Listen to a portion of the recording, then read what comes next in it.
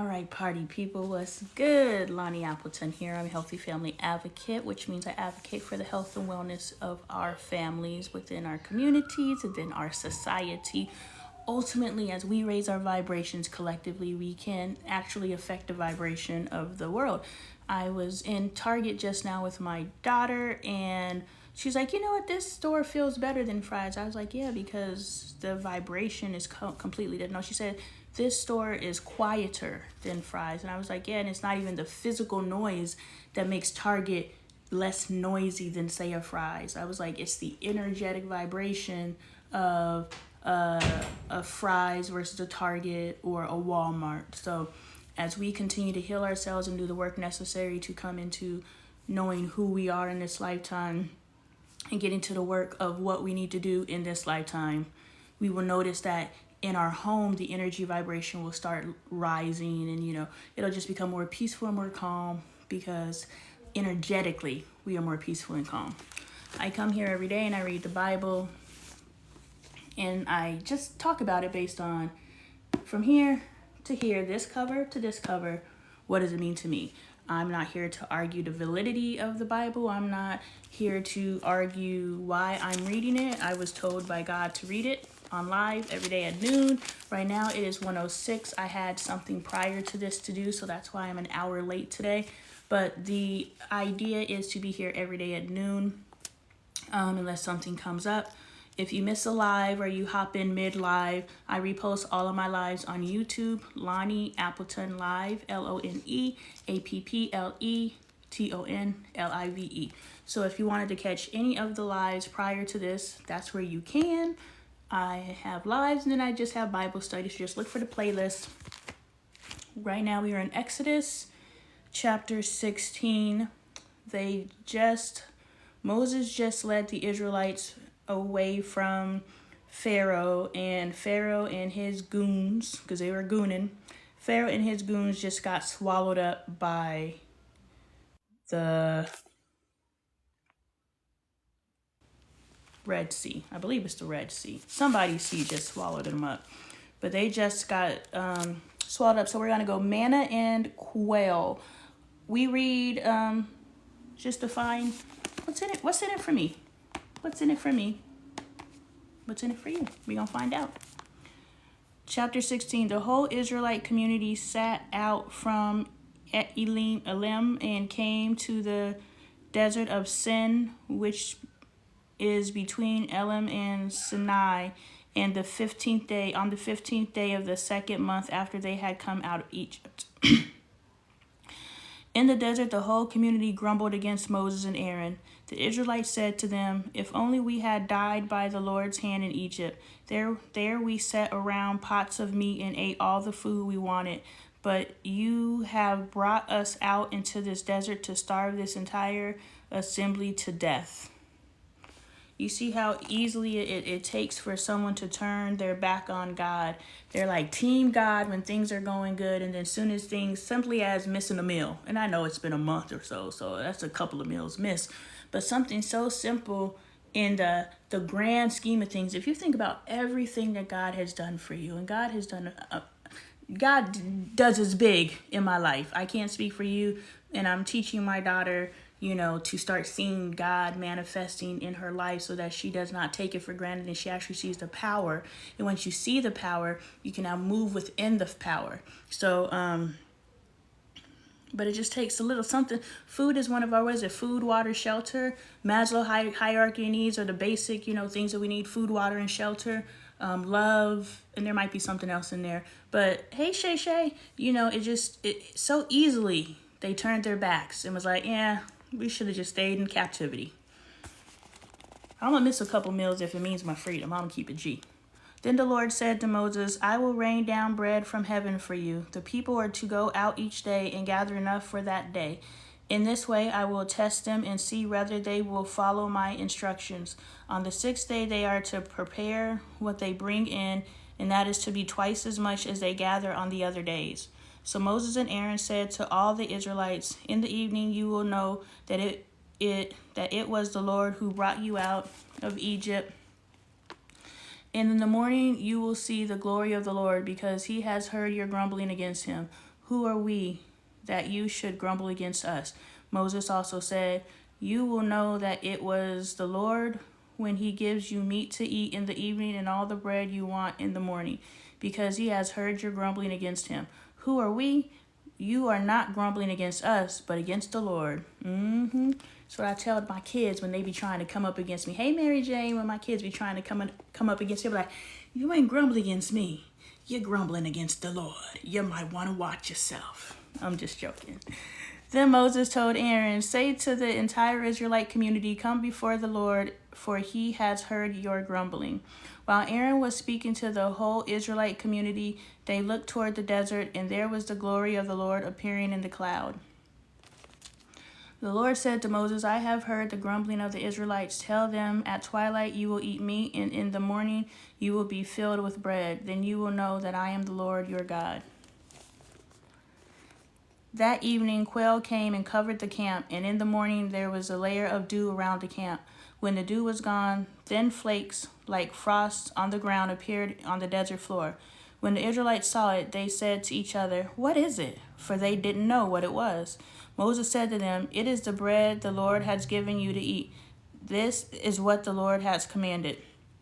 Everyone is to gather as much as they need. Take an omer for each person you have in your tent. The Israelites did as they were told. Some gathered much, some gathered little. And when they measured it by the omer, the one who gathered much did not have too much, and the one who gathered little did not have too little.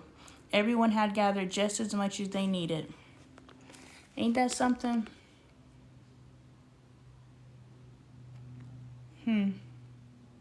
That's something to process there. Then Moses said to them, no one is to keep any of it until morning. However, some of them paid no attention to Moses. They kept part of it until morning, but it was full of maggots and began to smell. So Moses was angry with them. Each morning everyone gathered as much as they needed, and when the sun grew hot, it melted away. On the sixth day, they gathered twice as much, 2 omers for each person, and the leaders of the community came and reported this to Moses. He said to them, this is what the Lord commanded. Tomorrow is to be a day of Sabbath rest, a holy Sabbath to the Lord. So bake what you want to bake and boil what you want to boil. Save whatever is left and keep it until morning. So they saved it until morning, as Moses commanded, and it did not stink and get maggots in it. Eat it today, Moses said, because today is a Sabbath to the Lord.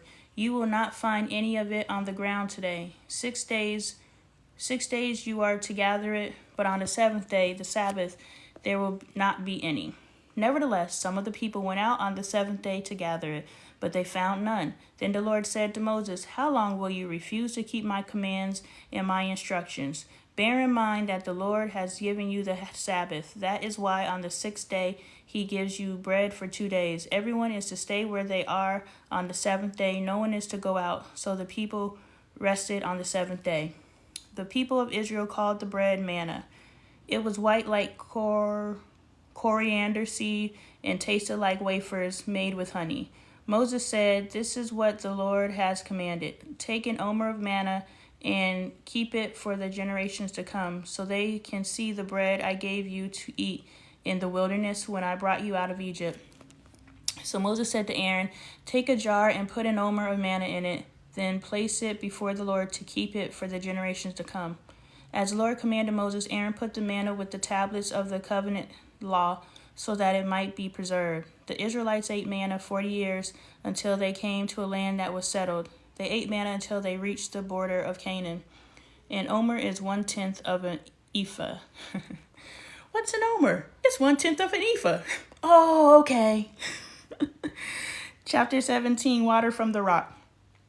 The whole Israelite community set out from the desert of Sin, traveling from place to place as the Lord commanded.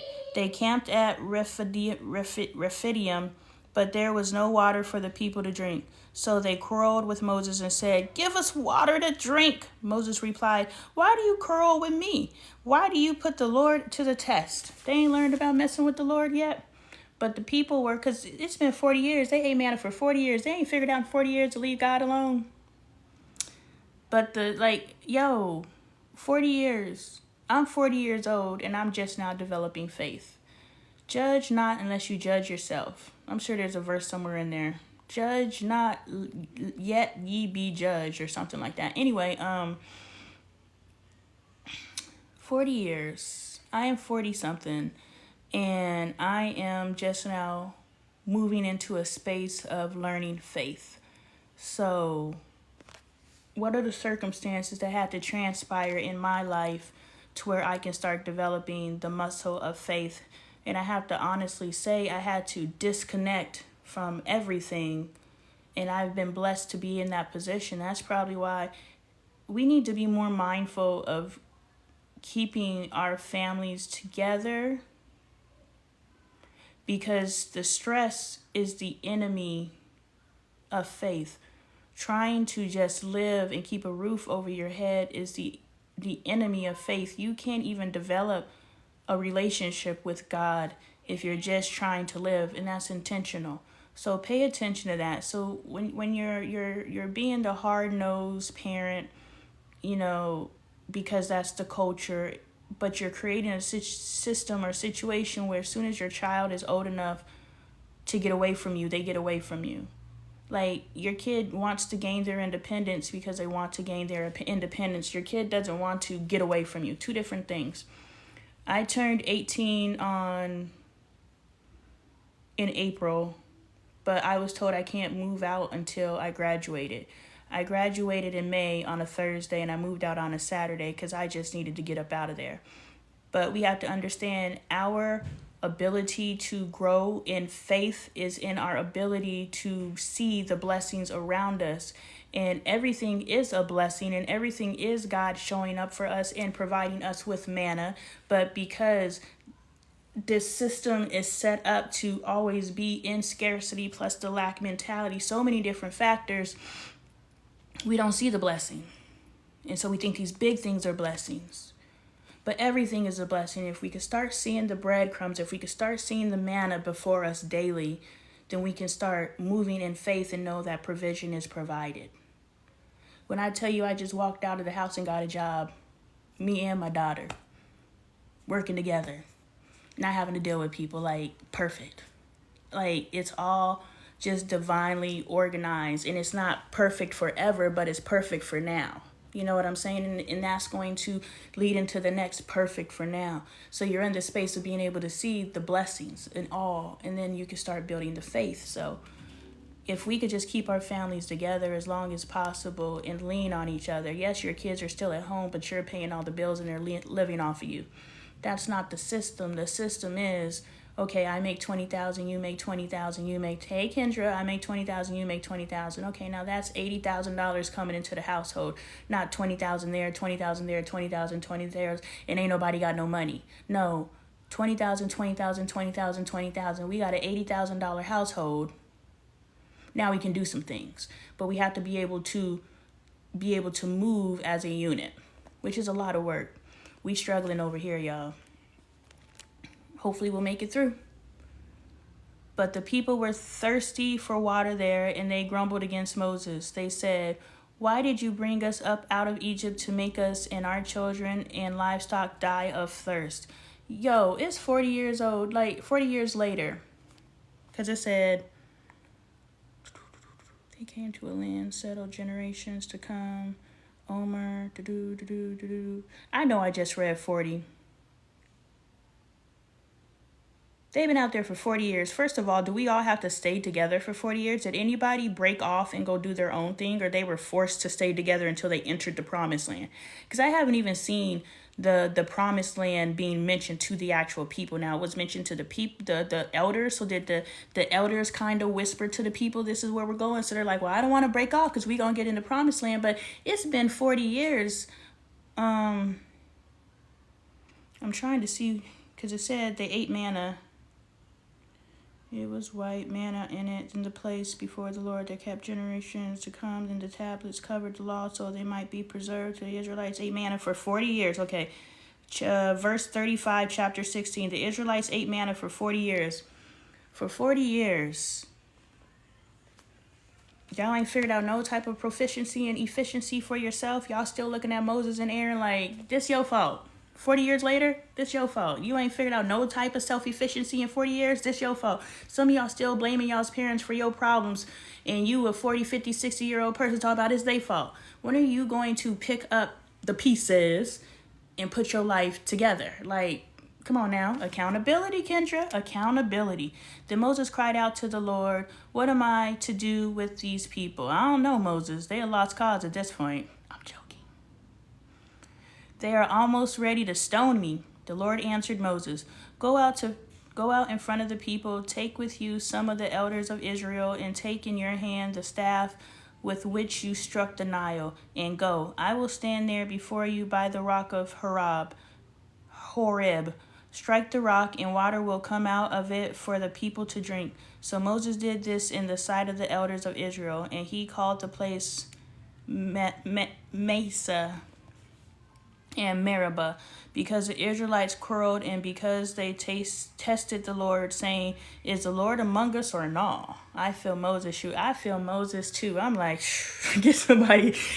40 years later, I'm still like, get somebody else to do it, because this is crazy, yo. I'm like, you ain't been you ain't been on team yet. Like, what else do you got to see? 40 years later, if you ain't in it, then I'm going to just say I feel Moses too.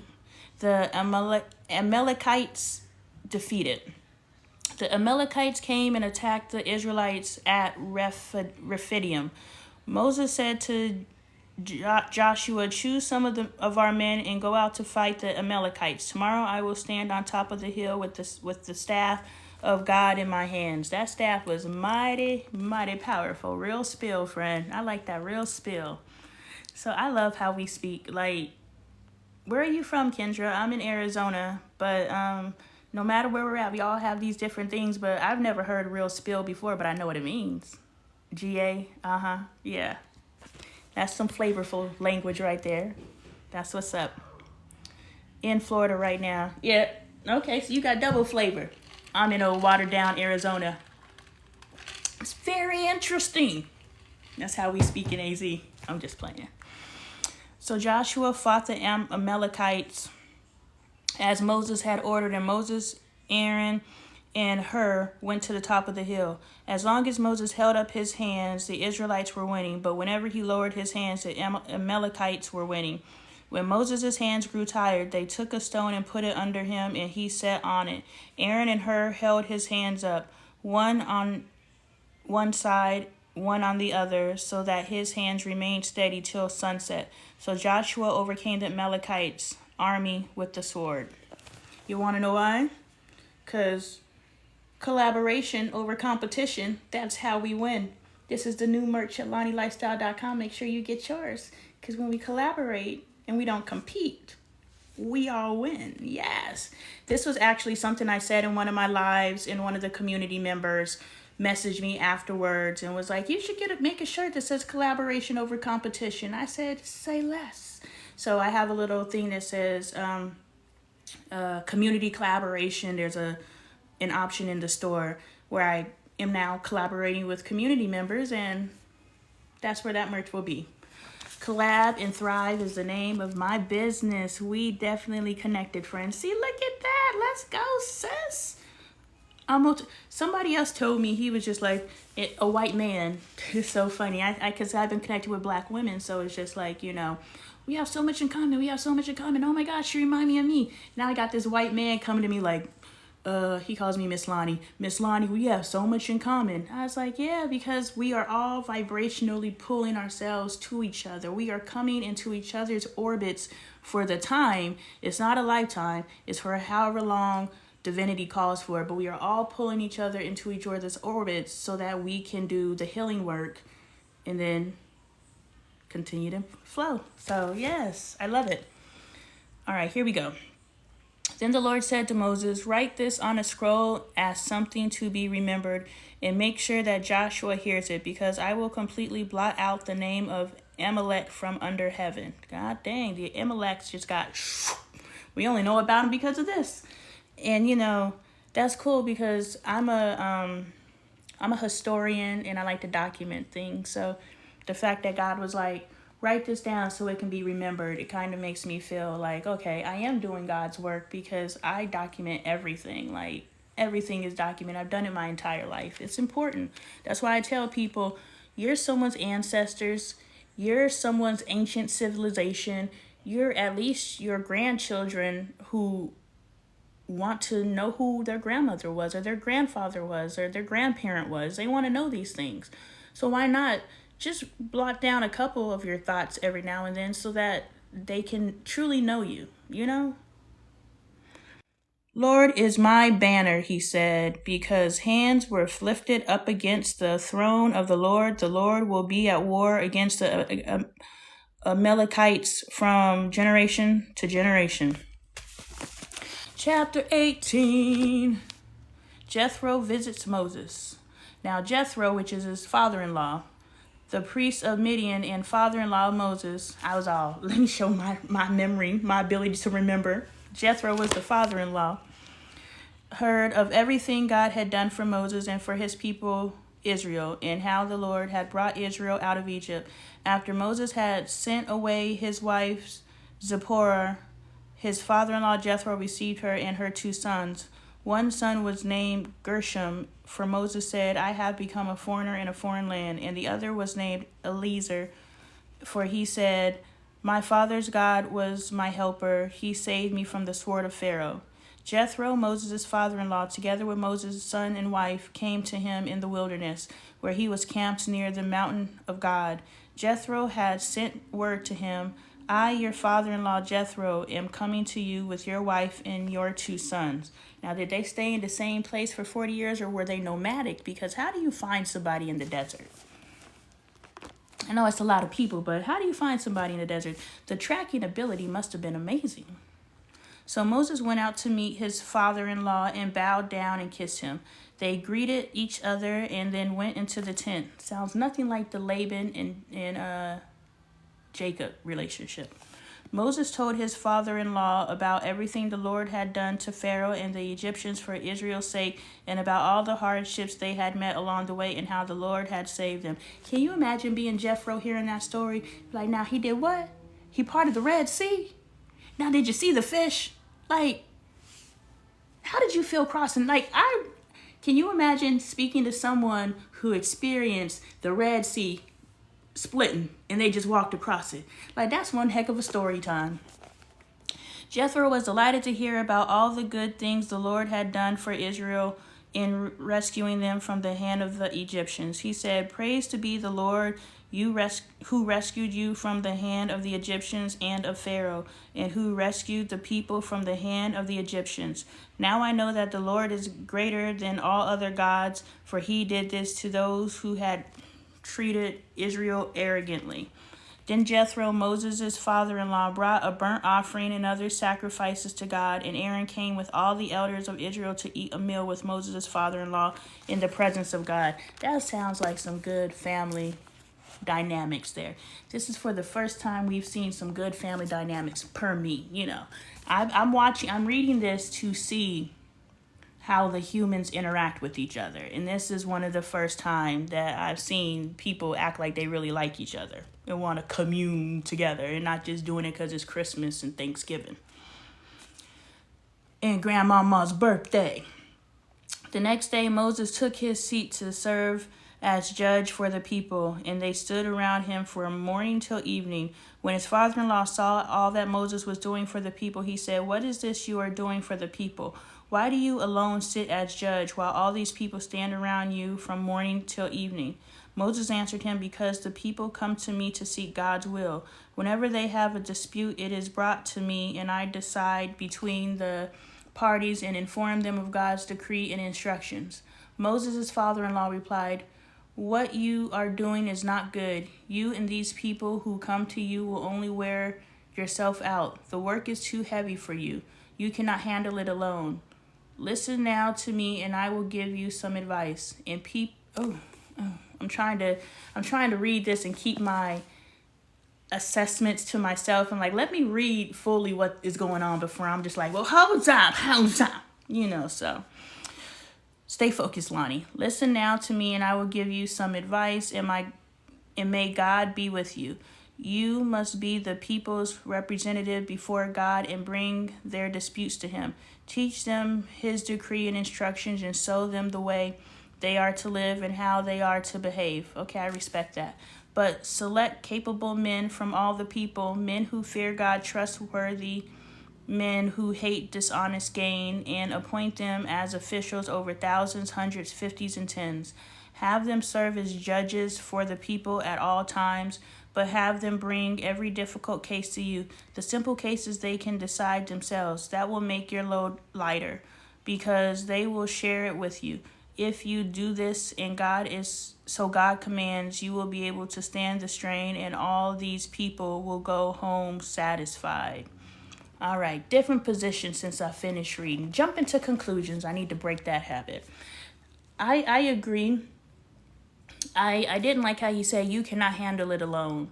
Well, yeah, we don't have to carry the burden ourselves. The reason why we build our tribes, right? We build our communities.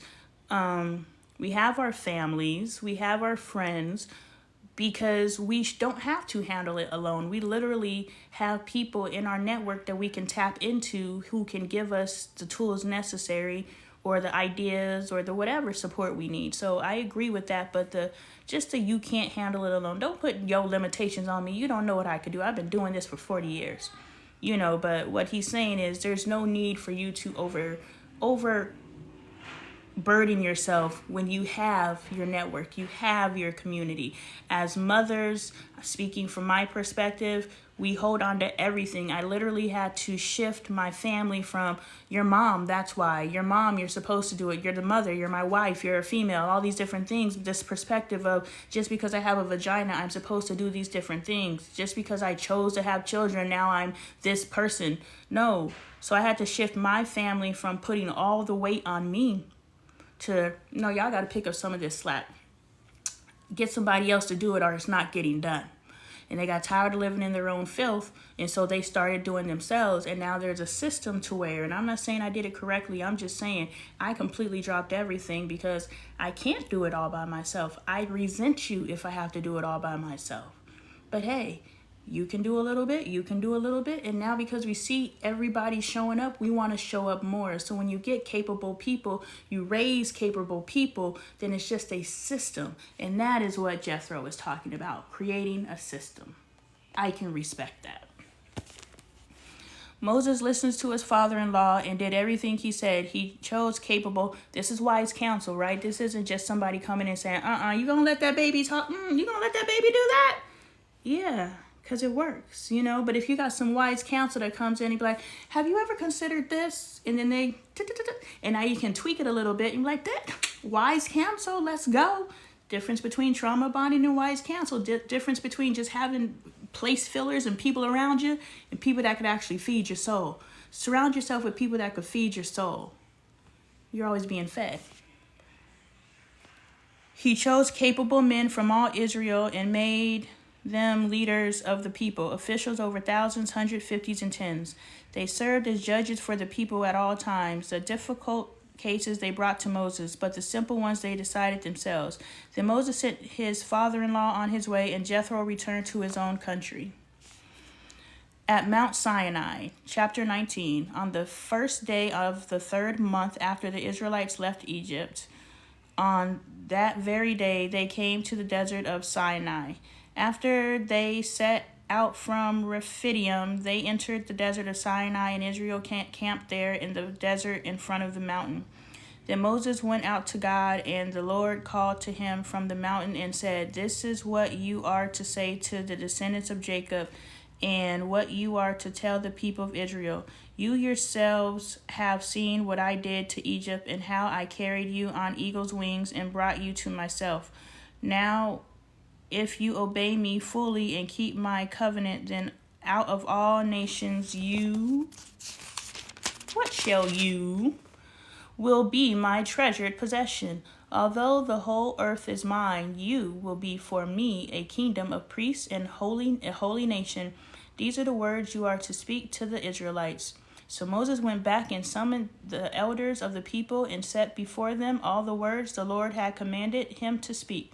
The people all responded together, "We will do everything the Lord has said." So Moses brought their answer back to the Lord. The Lord said to Moses, "I am going to come to you in a dense cloud, so that the people will hear me speaking with you and will always put their trust in you." Then Moses told the Lord what the people had said. And the Lord said to Moses, "Go to the people and consecrate them today and tomorrow. Have them wash their clothes and be ready by the third day, because on that day the Lord will come down on Mount Sinai in the sight of all the people. Put limits to the people around the mountain and tell them, 'Be careful that you do not approach the mountain or touch the foot of it. Whoever touches the mountain is to be put to death. They are to be stoned or shot with arrows. Not a hand is to be laid on them. No person or animal shall be permitted to live. Only when the ram's horn sounds a long blast may they approach the mountain.' After Moses had gone down the mountain to the people, he consecrated them, and they washed their clothes. Then he said to the people, 'Prepare yourselves for the third day. Abstain from sexual relations.'" Oh, so they was out there fornicating, y'all. "On the morning of the third day, there was thunder and lightning with a thick cloud over the mountain and a very loud trumpet blast. Everyone in the camp trembled.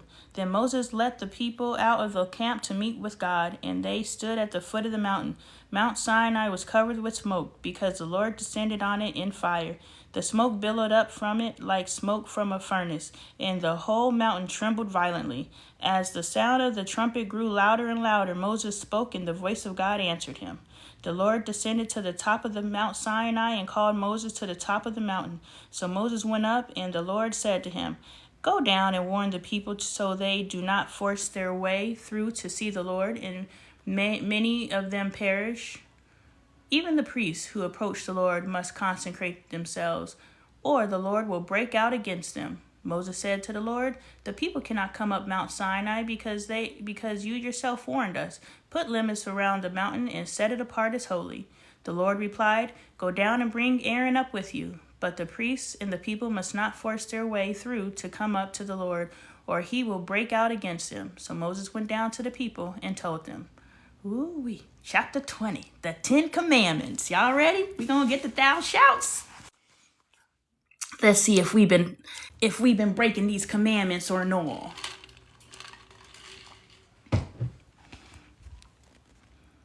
And God spoke all these words, "I am the Lord your God, who brought you out of Egypt, out of the land of slavery. You shall have no other God before me. You shall not make for yourself an image in the form of anything in heaven, above, or on the earth, beneath, or in the waters below. You shall not bow down to them or worship them. For I, the Lord your God, am a jealous God, punishing the children for the sin of the parents to the third and fourth generation of those who hate me, but showing love to 1,000 generations of those who love me and keep my commandments.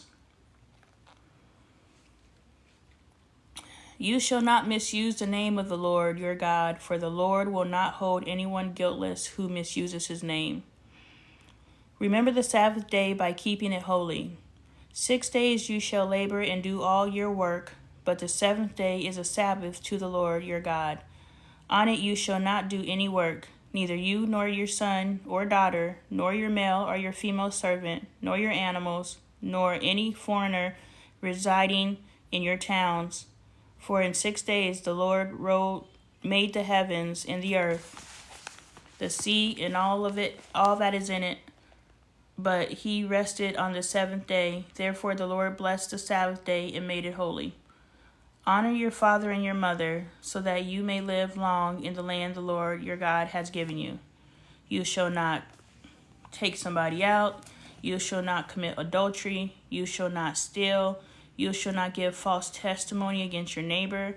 You shall not covet your neighbor's house. You shall not covet your neighbor's wife, or his male or female servant, his ox or donkey, or anything that belongs to your neighbor.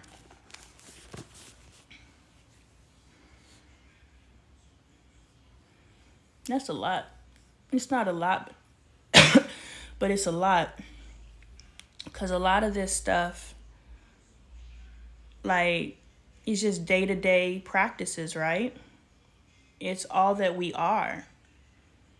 We're jealous people. We're envious. It's, we're look at meism. Our whole society is based on that which we should not be. So it's how do you function in this society and not become of it?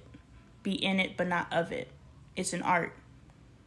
Because I live in this world. I just give in this world. I didn't make it. I live in this world. And I'm not too, when I was a kid and I went to church, I would do whatever the heck I wanted to on Saturday, Friday and Saturday, and then get to church and just bawl on Sunday because I've sinned, And now I'm to the point with my walk with God that I'm human, I'm flesh, and I move within that humanity. But being a good person is enough for me, right? I don't covet my neighbor. I see my neighbor winning and I'm like, okay, this what we doing? We winning. When I see other people be blessed, I know the blessings are coming. I don't look at other people's blessings and be like, what about me? You know what I'm saying? Because I'm out here putting in the work. And also what one may perceive as a blessing is actually a curse to someone else. You know what I'm saying? Someone gets a bunch of money but they're an alcoholic, and so they go and take that money and they drink themselves, which is what happened to my grandfather. My grandfather got a big check, and they tried to do it to my dad too. Wouldn't it have been something if my dad would have died the same way his father did? But my grandfather got a big check, and the next day they found him deceased, and his money was gone. And the autopsy, or what they said, was he drank himself to death. My dad believes that someone took him out and stole his money, but people aren't above taking money off of a dead body. So who knows what really transpired. But what I'm saying is, when we're looking at other people and we're coveting what they have, we don't know what they had to do it. We don't know what they had to do to get it, and we don't know what they have to do to keep it. And we don't know what that is doing to their life. You know what I'm saying? So if we just stay in our own lane and at the core be a good person, but I'm still going to listen to secular music. I be bumping my Boosie. I don't even own no Bootsy and only know Whack Me Down, but still I be bumping my Boosie, reading my Bible, taking my notes. Why not? I'm in this world. I'm also, a good person. Some people say I have great energy. So I believe God is pleased with me, and that's all that matters. But this was a lot. Just stopping in to send love. Hey, Bree, thank you. I appreciate it, my friend. When the people saw, hope you're recovering well. When the people saw the thunder and lightning and heard the trumpet and saw the mountain in smoke, they trembled with fear. They stayed at a distance and said to Moses, speak to us yourself and we will listen, but do not have God speak to us or we will die. Whew. You're welcome, friend. Moses said to the people, do not be afraid. God has come to test you so that the fear of God will be with you to keep you from sinning. The people remained at a distance with Moses while Moses approached the thick darkness where God was. I think we need to change fear to respect. I respect it out of fear, but you can also respect out of love. We ain't got to be all hard-nosed all the time. Thank you for the love. Idols and altars. Idols and altars. Then the Lord said to Moses, tell the Israelites this, you have seen for yourselves that I have spoken to you from heaven. Do not make any gods to be alongside me. Do not make for yourself gods of silver or gods of gold. Make an altar of earth for me and sacrifice on it your burnt offerings and fellowship offerings, your sheep and goats and your cattle, wherever I cause my name to be honored. I will come to you and bless you. If you make an altar of stones for me, do not build it with dressed stones, for you will defile it if you use a tool on it. And do not go up to my altar on steps, or your private parts may be exposed. Oh, okay. We got to make sure we put that notation in there. Chapter 21. These are the laws you are to set before them. Hebrew servants. If you buy a Hebrew servant, he is to serve you for 6 years. But in the 7th year, he shall go free, without paying anything. If he comes alone, he is to go free alone. If he has a wife, when he comes, she is to go with him. If his master gives him a wife and she bears him sons or daughters, the woman and her children shall belong to her master. If his master gives him a wife, and she bears him sons or daughters, the woman and her children shall belong to the master, and only the man shall go free. This is what God said. God said split and divide the family. See, a lot of this stuff, no idols before me, no other gods before me, you can't work. I see all that and I'm respect it. I'm saying him too. Because if we know that this book was fabricated, there's truth in here. Definitely truth. And we get into it, Kendra. But if we know that this book was fabricated to be a manipulation tool, I just because that just speaks to the whole slavery, tear the family apart. Send the mom over there, send the dad over there.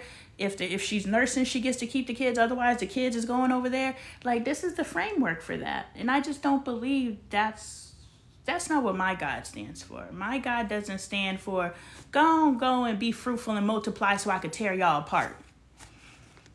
Or you're stuck in servitude because you want to keep your family together. No, I'm not leaving. I got to stay a servant because I can't leave my wife and my children. Or we got to sneak off. And that just...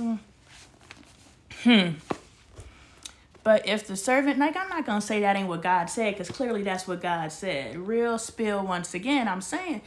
I ain't going to say that ain't what God said, because clearly we reading in the book, but we going to read between the lines as well. But if the servant declares, I love my master and my wife and children and do not want to go free, then his master must take him before the judges. He shall take him to the door of the doorpost and pierce his ear with an awl. Then he will be his servant for life. If a man sells his daughter as a servant, she is not to go free as male servants do. If she does not please the master who has selected her for himself, he must let her be redeemed. He has no right to sell her to foreigners, because he has broken faith with her. If he selects her for his son, he must grant her the rights of a daughter. If he marries another woman, he must not deprive the first one of her food, clothing, and material rights. If he does not provide her with these 3 things, she is to go free without any payment of money. I'm going to have to go read that one slowly later. Personal injuries. Anyone who strikes a person with a fatal blow is to be put to death. However, if it is not done intentionally, but God lets it happen, they are to flee to a place I will designate. But if anyone schemes and kills someone deliberately, that person is to be taken from my altar and put to... I'm going to stop saying these words because I don't want to get banned. They ban me over any little thing. They're like, oh, you blinked too fast. Live canceled. They'll be put down. Anyone who attacks their father or mother is to be put down. Anyone who nap kids someone is to be put to... whether the victim has been sold or is still in the nap kidder's possessions. The kids with the naps, yeah. Anyone who curses their father or mother is to be put. If people quarrel and one person hits another with a stone or with their fist, and the victim does not, but is confined to bed, the one who struck the blow will not be held liable if the other one can get up and walk around outside with the staff. However, the guilty party must pay the injured person for any loss of time and see that the victim is completely healed. Anyone who beats their male or female slaves with a rod must be punished if the slave perishes. I could say the word perishes as a direct result. but they are not to be punished if the slave recovers after a day or two, since the slave is their property. Just throw the book. If people are fighting and hit a pregnant woman and she gives birth prematurely, but there is no serious injury, the offender must be fined whatever the woman's husband demands and the court allows. Whatever the woman's husband demands. But if there is serious injury, you are to take life for life, eye for eye, tooth for tooth, hand for hand, foot for foot, foot for foot. You know what I'm trying to say. Burn for burn, wound for wound, bruise for bruise. I didn't know it was all that. I just thought it was an eye for an eye. We taking eyes for eyes, tooths for tooths, hands for hands, foots for foots, burns for burns, and wounds for wounds, and bruises for bruises. We taking it all. An owner who hits a male or female slave in the eye and destroys it must let the slave go free to compensate for the eye. And an owner who... So we saying that God was okay. So God freed the Israelites from the Egyptians because of slavery. But slavery's still okay. With rules.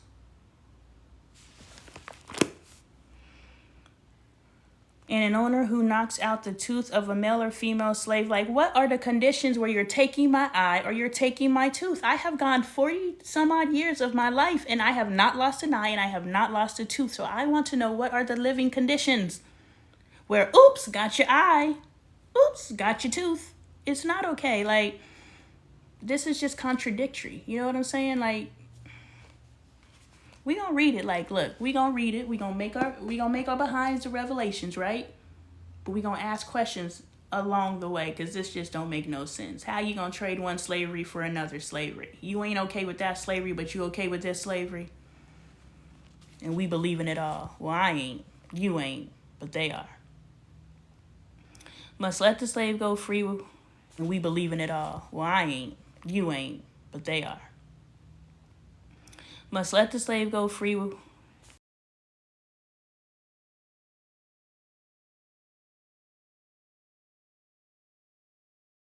Bull gores a man or woman to fatality. The bull is to be stoned to fatality, and its meat must not be eaten. But the owner of the bull will not be held responsible. If, however, the bull has had the habit of goring, and the owner has been warned but has not kept it pinned up and is slaughtered a man or and it has taken out a man or a woman, the bull is to be stoned and its owner also is to be put to fatality. Dang, I hope I ain't got no crazy bull, because you could die behind a bull being crazy. However, if payment is demanded, the owner may redeem his life by the payment of whatever is demanded. The law also applies if the bull gores a son or a daughter. If the bull gores a male or a female slave, the owner must pay 30 shekels of silver to the master of the slave, and the bull is to be stoned to fatality. So if you take out a regular person, the owner is punished. But if you take out a slave, just run on some change and keep it moving. This is some nasty business. This is some nasty business right now, Reed. They doing some nasty business right now. If anyone uncovers a pit or digs one and fails to cover it, and an ox or a donkey falls into it, the one who opened the pit must pay the owner for the loss or take the dead animal in exchange. And take the deceased animal in exchange. If anyone's bull injures someone else's bull and it passes, the two parties are to sell the live one and divide both the money and the deceased animal equally. However, if it was known that the bull had a habit of goring, yet the owner did not keep it pinned up, the owner must pay animal for animal and take the deceased animal in exchange. Oh, that's awesome. That is huge. Thank you. You're such a sweetheart. You can put it right here. That's a nice surface, huh? Yeah. Yeah. Thank you. You're welcome. You're such a sweetheart. I do everything for you. You do everything for me, and I appreciate it. Thank you. What else do you have for me? 2 more blocks. Mommy's going to keep reading, okay? Okay. Where did I leave off? Cover the last. Social responsibility. If a man seduces a V card who is not pledged to be married and sleeps with her, he must pay the bride price. She shall be his wife. If her father absolutely refuses to give her to him, he must still pay the bride price for the V card. Do not allow sorcerers to live. Sorcerers cannot live. Anyone who has relations with an animal is to be put to fatality. Whoever sacrifices to any god other than the Lord must be destroyed. Destruction. Do not mistreat or oppress a foreigner, for you were foreigners in Egypt. So how are we losing eyes and teeth as slaves, but we cannot oppress? It's contradictory. We cannot mistreat, but I'm losing teeth. I don't get it. Do not take advantage of the widow or the fatherless. If you do and they cry out to me, I will certainly hear their cry. My anger will be aroused, and I will take out you with the sword. Your wives will become widows and your children fatherless. If you lend money to one of my people among you who is needy, do not treat it like a business deal. Charge no interest. If you take your neighbor's cloak as a pledge, return it by sunset, because that cloak is the only covering your neighbor has. What else can they sleep in? When they cry out to me, I will hear, for I am compassionate. Oh, that is the first time God has shown some sort of affection. God's compassionate. I know it said God is love somewhere back here. And I remember talking about it. I was like, I ain't seen no gestures of love. And now God is saying I am compassionate. I haven't seen the compassion of God yet. But God says, see, this is the thing. Last night, Angel was talking about how, because I was telling Bailey, I was like, okay, because we're trying to figure this thing out. It's failing miserably, right? It's not failing miserably, but we had to come apart because some of us are in our authenticity and the rest of us are really attached to the false identity. And the ones that are attached to the false identity think the people that are in their authenticity are crazy, and the false identity people are just like, there's nothing wrong with me, I'm perfect. Like, not that language, I'm just using my language. And I'm just like, okay, that's cool. And so we're talking and having more communication, me and my children, and just spending time together. And Angel's just like, well, I feel like you're judging me, and I feel these things, and I feel these things, and all these different things. And I don't remember, I got on this tangent real quick. Let me reread what I wrote. Reread what I read. That fatherless, childless. If you lend money, do not blaspheme God, covering your neighbor with the cloak, or cry out to me. Oh, compassion, I am compassion. Okay, so I tell my children that I love them. I tell my children that I am here for you. You can talk to me. You can be authentic in front of me. But Angel is now communicating to me that she feels that she cannot be in her authenticity around me because she feels judged. So even though I say that I'm compassionate, am I actually presenting and living not my definition of compassion, but compassion according to the person I'm being compassionate towards? I'm saying, I think I am showing up for you. And if Angel's communicating back to me that no, you're not, you're judging me, and this is why I still can't be myself in front of you, then that's for me to say, just because I think that I am showing compassion, it's not aligning with her definition, and that's who I need to see me as, a compassionate person, which means I must make adjustments according to her needs. I bring that up because God has said that God is love, or the people have mentioned God showing love, and now God is saying because I am compassionate. But I'm like, we on page 67 of the Bible, and I ain't seen not one piece of compassion. I've seen some nice things, like, thank you for bringing me out of slavery. Like, I appreciate you making me fruitful and multiply, but God go hard so far. I'm thinking compassion enters the chat when Jesus shows up. Like God was like, okay, I'm way too hard. Let me go ahead and go and bring my son into the chat. And that's where the compassion shows up. We got to wait. But yeah, I don't know. I am compassionate. You fooling yourself, homie. But see, let me go back. Boop, boop, boop. Does it talk about blasphemous? It's about to talk about it. The very next sentence, it says, do not blaspheme God or curse the ruler of your people. Let me stop joking. If I don't show up tomorrow, y'all know what happened. I was talking too harshly about God, but that just don't make no sense. If you think you out here showing up for your kids or your spouse and your kids are giving you the feedback that you're not showing up, don't move in what you think, move in what you're getting back. The feedback is feeding back. What you're putting out, what you're feeding, you are now getting fed back. And if the feedback is not what you put out or you thought you were putting out, receive it and do some work. You must give me the firstborn of your sons. Do the same with your cattle and your sheep. Let them stay with their mothers for 7 days, but give them to me on the 8th day. You are to be my holy people, so do not eat the meat of any animal torn by wild beasts. Throw it to the dogs. Yeah. All right, so we are going to stop on chapter 23 today. We did some good work. Like, I don't know, y'all. I don't know. No, mommy's busy. Just take your time. Just take your time, and as you're patient with yourself, you'll be able to figure it out. This was some interesting stuff today. I'm going to have to sit on what we received today and how to apply this to my life, if at all, right? We don't have to apply anything, but it is important if we're exposed to something to make sense of it. Please be quiet, babe. I know you spilled it. Just go get a cup. It's just water. Just go get a towel.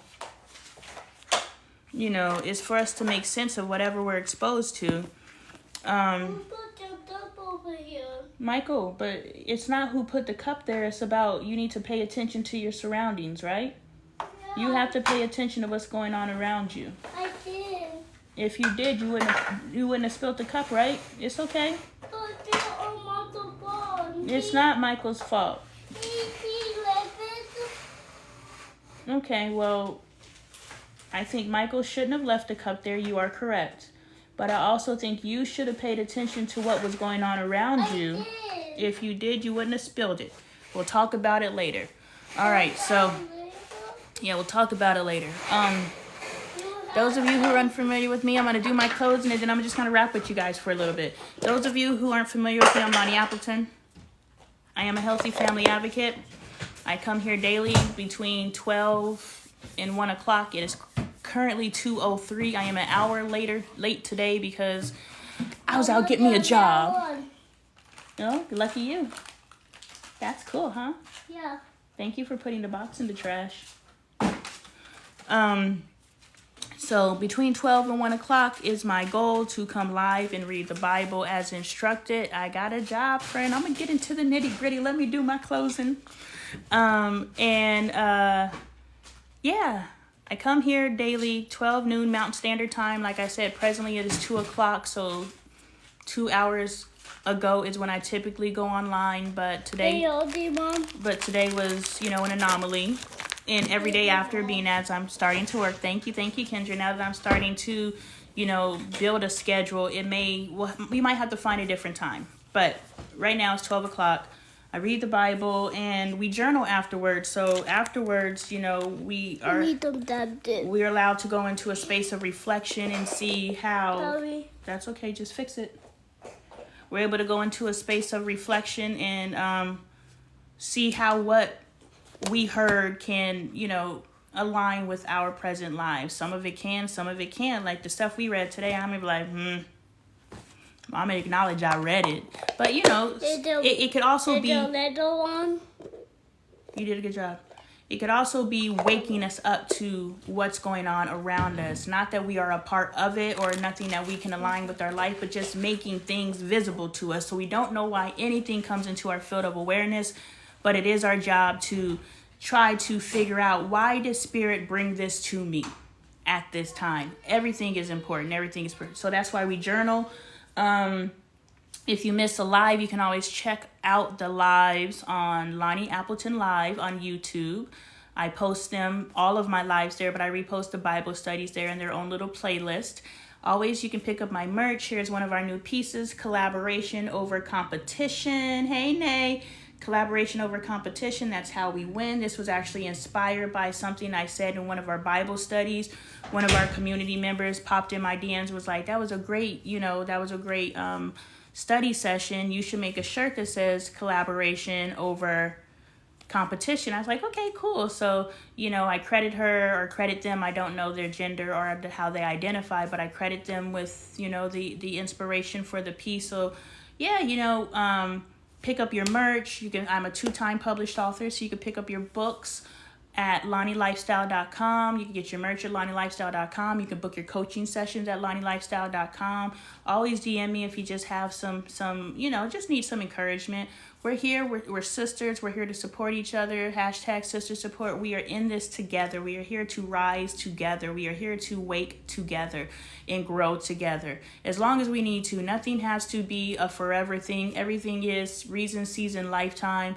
And even things we think is a lifetime could just be for a reason or a season. There's people who have been in the wilderness for 40 years, but that's not the end. So at the end of 40 years, you're like, oh, I thought that was for a lifetime. Nope, 40 years. And sometimes we turn a reason into a season. We turn a season into a lifetime. And then when it goes away, we're like, oh, my bad. So anyway, that's me. Thank you. So here's how it all happened. Y'all remember the Wellness Center, right? So I'm at the Wellness Center, and we know how that all exploded. And to answer your question, what happened? That video that I posted was back from December, because those of you who remember, when I got to the Wellness Center, I was able to start hosting my events. I finally had a venue. I could take it off of the bed, right? And Spirit just revealed something to me, and it's the power of threes. Things are revealed to me in 3 days, 3 weeks, 3 months. We ain't doing 3 years. If it takes 3 years for me to figure something out, I done already got. But, it took 3 weeks. And on that 3rd week, Spirit just blew my 3rd eye wide open. And I was like, pfft. And the things that was coming to me that was happening in the spiritual world, I was just like, and my friend Shay, she always says, there's no difference between the spiritual and the physical. They're the same. So trying to tie that in.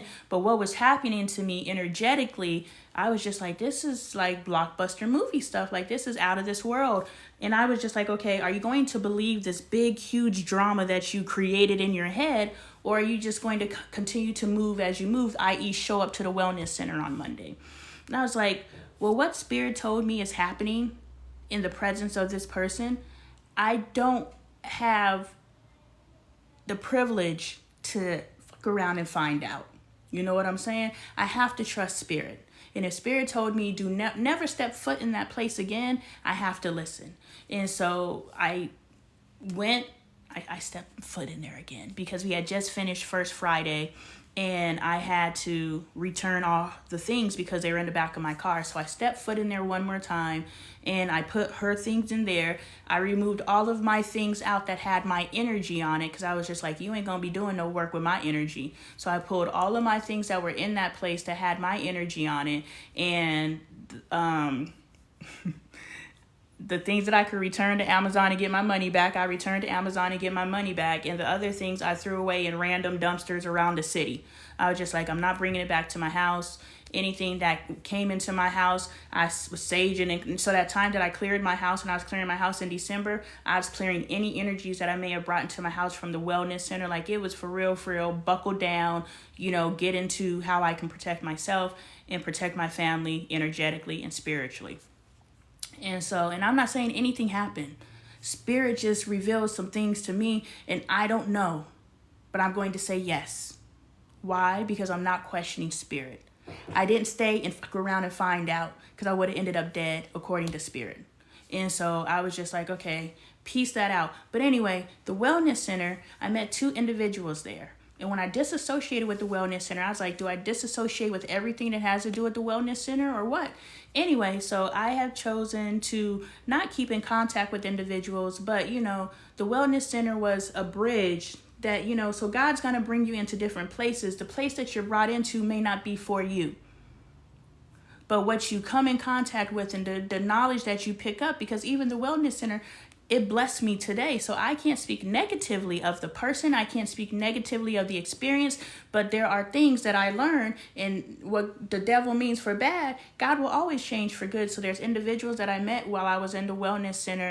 And one of those individuals that I met, two of those individuals that I met, one of them is who I train with when I say I got to go to class. I train with him, and he's really unlocking things. And it's not like a bunch of, oh, well, I do tarot and I do this and I do this, and we're out here trying to show each other our cool little tricks. It's not that. I can't even explain what's going on over there, but it's really opening me up and waking me up. And it's so funny because I'm like, well, Shifu says. Bailey's like, okay, what Shifu say? And it's funny because people are always like, you know, my husband's like, what did Apple say? What did Lonnie say? You know, so I'm over here like, Shifu says, you know, so I have a teacher finally, right? And someone who's feeding into me and growing me exponentially, and they're not teaching me anything except for how to unlock myself. So it's really, really cool. Anyway, through him, through the Wellness Center, I met another individual who was talking to another chick, and I just happened to walk up. I use this language, but we must understand everything is purposeful and intentional. And I have to trace back to this, which can trace back to this, which can trace back to this. You must pay attention to connect the dots in your life. If you pay attention to how things connect and each step leads to the next step, you will understand how you are being led. The Wellness Center was absolutely necessary for my life. Good or bad, it is very purposeful. He's talking to another individual who's taking the class and like, yeah, you know, get with me. I got some work for you, some good money, you know, blah, blah, blah. And I was like, oh, we working? I don't know how I entered the conversation. I hate to think that I was just like, you know, I hate people like that, but I think I might have been like, oh, we doing jobs? We got work. You know, so I don't know how I entered the conversation, but he was like, yeah, you know, my mom owns a cleaning business, and, you know, she's always looking for people, so I could hook you up too. It's, you know, it's pretty good money. And I was like, okay, cool. I was like, you know, is it something that my daughter can do? Because my daughter's also looking for a job. And he's like, yeah. And he was just like, telling me how he brings his daughters to work all the time. They're real little girls. One is 6 and one is whatever's under 6, 2 or something like that. Anyway, so, you know, they just sit on the couch while he cleans. So it's really a relaxed environment, cleaning Airbnbs and stuff like that. And so I was like, okay, cool. So while I'm sitting there, I'm texting Bailey, and I'm just like, hey, I have a job opportunity potentially. Would you be interested in this? And she's like, sure. So today we go up to meet with the owner of the business. And like, as soon as we walk in, she's like, okay, here's the job. So we like walk in the door, and it's ours, and we're working together, which I'm like, okay, God, why is me and my daughter working together in this space in our lives? Like, right? You know, we're working together. We don't have to deal with other humans. You know, we just put our headphones in and handle our business. And yes, we have to show up at certain times and whatnot and do what we do, but it's not like I have to be in this house for 3 hours. If I finish doing what I'm doing in 2 hours, I'm still getting paid what I get paid. You know what I'm saying? So it's really still, and I like to clean, and I clean to the level of efficiency that the owner does. She's like, you know, I like to clean. It's like actually my happy place.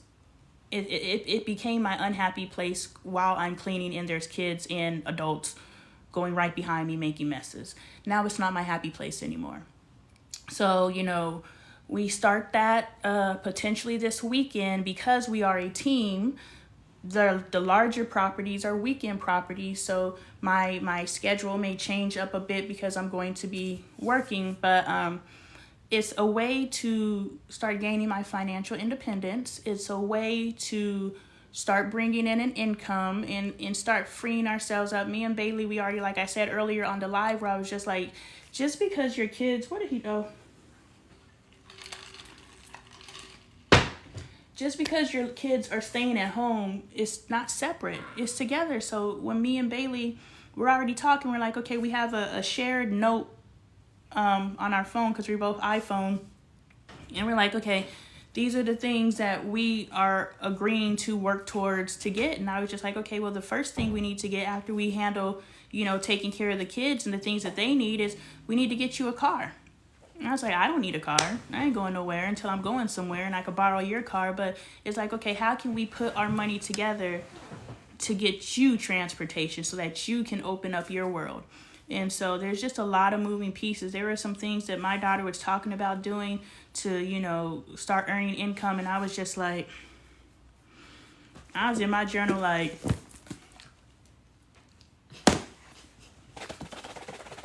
I'm like, God, this what you got us out here doing? You got me out here doing your work, and now you got my kid talking about doing this stuff to get some money? We ain't doing that. And so the timing of it all, like, she got appointments and stuff already set. Thank you, friend. She got appointments and stuff already set. And I was like, God, you ain't gonna play us like this. Not for real. Like, there's nothing wrong with doing it, but why? You know what I'm saying? So I'm just really working with my children to be able to see when you're moving in flow, things literally just fall in your lap. They do. And the wellness, even though I thought the wellness center was it, like that was the step, the wellness center just fell in my lap. But the wellness center had to just fall in my lap in order for this to just fall in my lap. And this is an opportunity to, show up, because I don't know exactly what or if there is something that a box I still have to check in order for my heart's desires to materialize, because I know they're manifesting. I know what the vision I have for myself is real. I know. But I want to see it in my material world. And I feel like this is a piece of obedience. You know what I'm saying? So, and it always plays in the back of my head, who's the hey dolls, hey love with the afro? The black lady. Tabitha Brown. You knew who I was talking about. You just had to run through the black afro lady with the hey loves. Tabitha Brown. It still sits in the back of my head where Tabitha Brown says, get a job while you're building the vision. That way you aren't stressing the vision. No one can creep in. I'm dropping a series right now about, I'm watching a TV show on Netflix called My Demon. It's a K-drama. And the guy is a demon, but, it's a K-drama. So it's like a love story, but he just happens to be a demon. Doesn't matter. But what I'm saying is I'm dropping a series right now where it's just like we are so low and so susceptible to attack and we don't even know it. You know what I'm saying? And so anything can show up if we just leave ourselves open like that. If we are so depleted that anything can show up and was like, hey, I got an opportunity, we jump on it.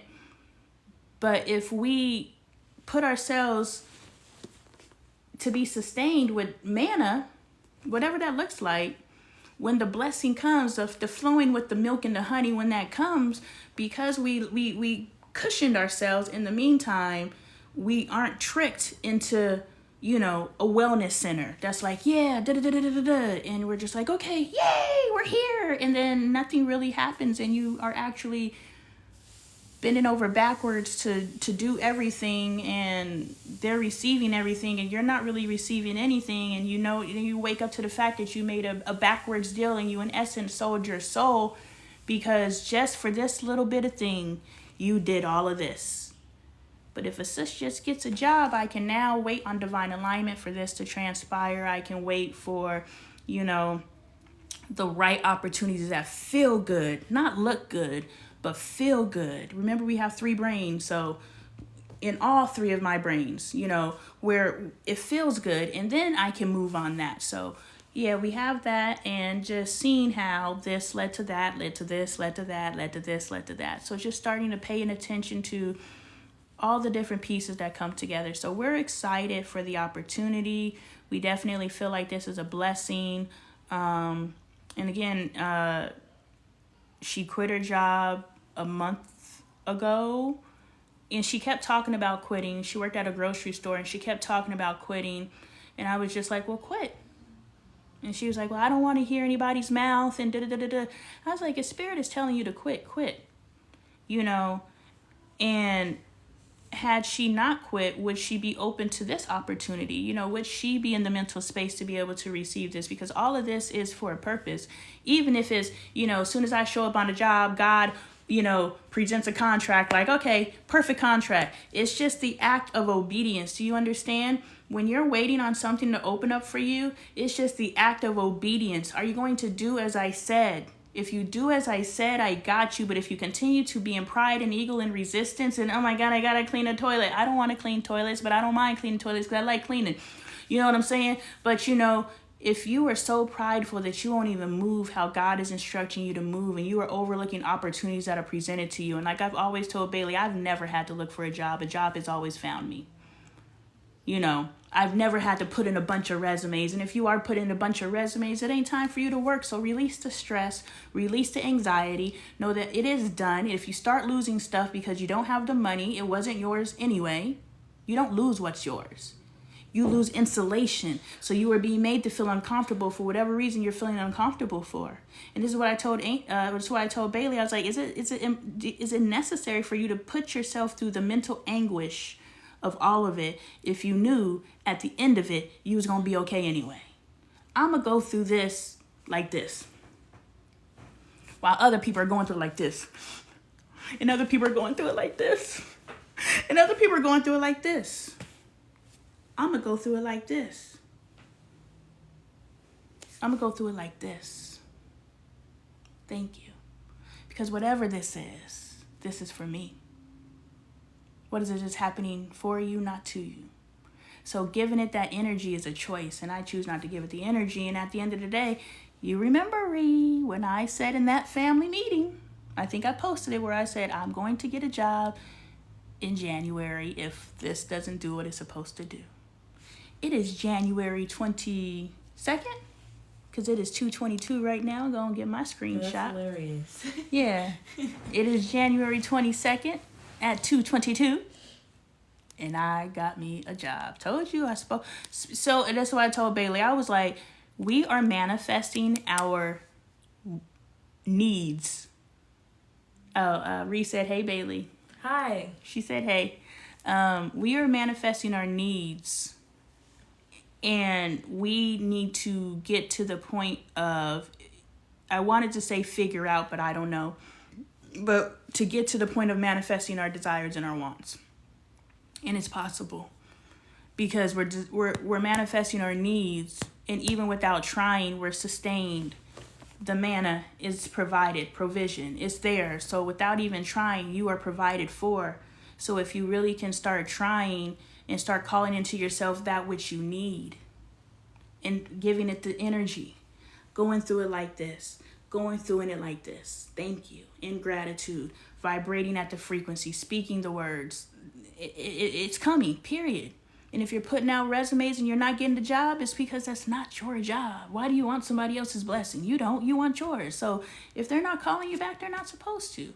They'll call you back. Matter of fact, while you stand in the line at the grocery store, somebody's like, oh, you know, so-and-so just quit. And da-da-da-da. Like, oh, really? I happen to have a background in that. Boom. You got your job. It has worked that way for me almost my entire life. Because a sis can't keep no goddamn job. I don't like a job. I'm excited for you too. This could be the start of something amazing. Thank you. Yeah, I believe that it is the start of something amazing.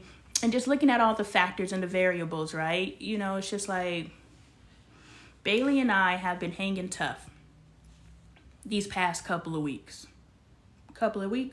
Days. What would you say? Week and a half. A week and a half. We've been hanging tough because she loves me. Yeah. Right? And so we've been hanging tough. That's hilarious. And then now it moves into now we're going to be working together. So it's like, what is God doing to where we are building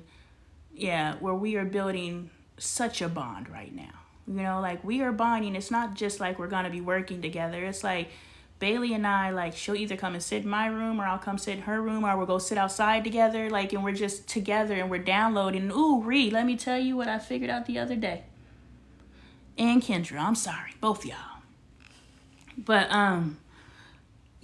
so when you find people who vibrate at the same frequency as you, what happens is you guys start communicating telepathically through your third eye.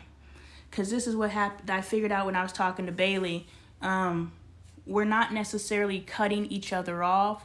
And this is how the mirroring works. Have I explained the mirroring to you guys? Because I keep explaining it to you and then my lives get cut. And then I don't know if you guys actually got the mirroring. But with the mirroring, what happens is you tap in. Matter of fact, I'm going to cut this off and go to I'm going to cut it off. It's like click off, click on, because I don't want to lose my Bible study and, they be taking my lives. And I'm going to go click on, click off, go to the bathroom, but I'll be right back. No, I don't know what this is. Mirroring. That is mirroring. Okay, so I'm going to end this live because I don't want to lose it, and then I will come right back. So come back. Maybe.